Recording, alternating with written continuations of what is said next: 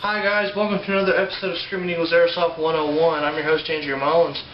Right now, I don't have the gun with me because we filmed it and we had a problem with the camera system.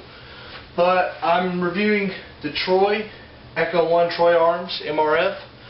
It's based on the M4 concept, of course, the Heckler Clock 416 version of it. But it has a shorter barrel. As you can see, it's a real short barrel. I played a game with it, and inside around 50 feet, it's pretty dead on. But once it hits that 50-foot mark, it goes every which direction. That's because of the barrel. It's really designed for a CQB weapon.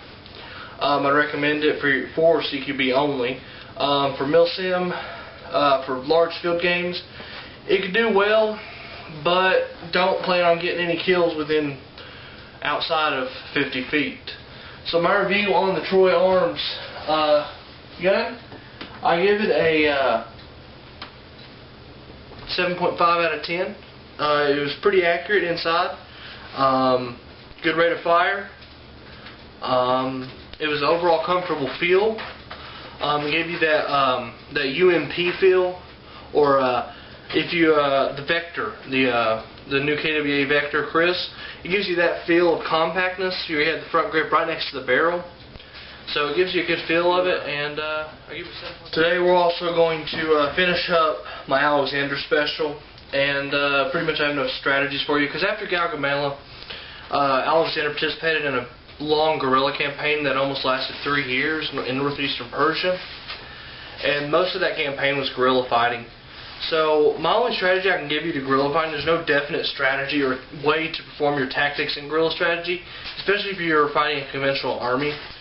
But if you want to defeat a guerrilla type style team or an opposing guerrilla fighting style team, you just got to use your numbers wisely and be persistent. You can't give up. You can't, because a guerrilla style warfare, it's designed to be hit and run, never fully engage your opponent, and to break the morale and think that your opponent can't win against you. So all you have to do is you have to be strong and persistent, and you have to keep on pushing and pushing and pushing. Because guerrilla on guerrilla doesn't get you nowhere. And if you let the guerrilla forces do what they do best, and that is hit and run and hit you where you're weak and demoralize you, your players are not going to want to play anymore, and you're going to lose. So only thing I can give you about guerrilla is use your numbers wisely. Make sure that all of your perimeter or your flanks and all that stuff are secure. That way you have no weaknesses, and that's all I can tell you about that. So I conclude Alexander the Great today, and we'll see you next week where we'll have a gun review on it's a gun similar to the FAL. It's based on the FAL, but it's not an FAL.